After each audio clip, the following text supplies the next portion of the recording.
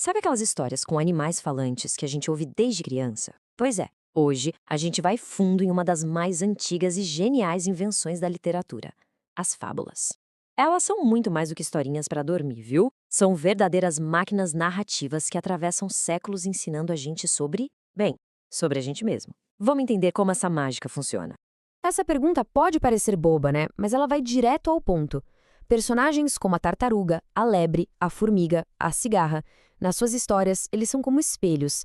Espelhos que mostram, de um jeito simples, as nossas próprias atitudes e comportamentos. Então, antes de desmontar essa engrenagem para ver como ela funciona, vamos partir de algo que todo mundo já conhece. De um jeito ou de outro, todo mundo já cruzou com uma fábula na vida. A definição clássica é essa aí. É uma história curtinha, direto ao ponto, e que tem um objetivo super claro: passar um ensinamento. Os personagens, geralmente animais, são um disfarce, uma forma inteligente de falar sobre nós, seres humanos. E olha, quando a gente fala antigo, é antigo mesmo, coisa de milênios. As fábulas surgiram em várias culturas pelo mundo, sendo passadas de boca em boca muito antes de a escrita ser algo comum. É uma tradição muito poderosa. Certo. Agora que a gente já relembrou que é uma fábula, vamos abrir o capô para entender o motor. Quais são as peças, os ingredientes que fazem essa receita dar tão certo há tanto tempo?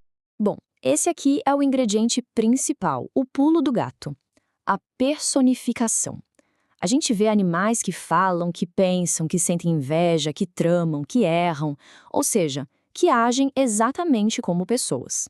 Isso cria uma distância segura, sabe? Fica mais fácil analisar certas atitudes sem se sentir julgado diretamente. E não é qualquer animal que aparece de qualquer jeito. Cada um deles é quase um símbolo.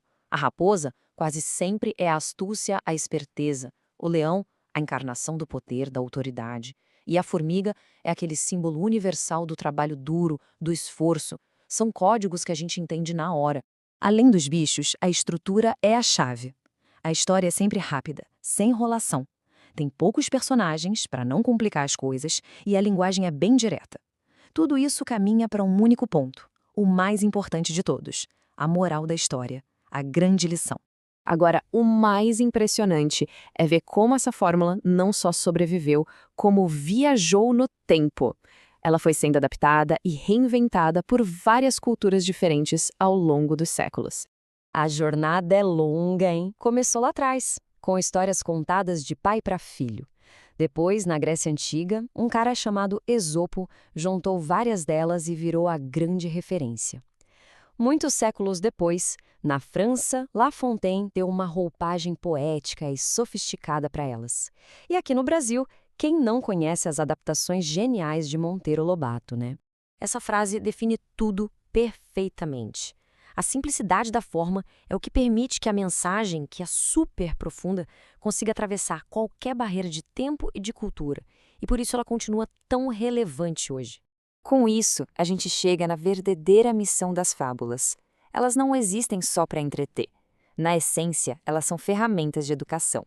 A estrutura é quase um padrão, um tripé que funciona muito bem. Primeiro, a gente conhece os personagens e onde a história se passa. Aí aparece um problema, um conflito que testa cada um deles. E no final, a resolução mostra o que aconteceu por causa das ações de cada um. É daí que a gente tira a lição. E o mais genial é o método. Em vez de um adulto chegar e dizer "seja honesto" ou "não seja preguiçoso", a fábula mostra o que acontece com quem é desonesto ou preguiçoso. A conclusão fica para quem está ouvindo ou lendo tirar. É muito mais eficiente. E os valores que elas ensinam são universais. Honestidade, justiça, prudência, solidariedade são coisas que toda a sociedade valoriza.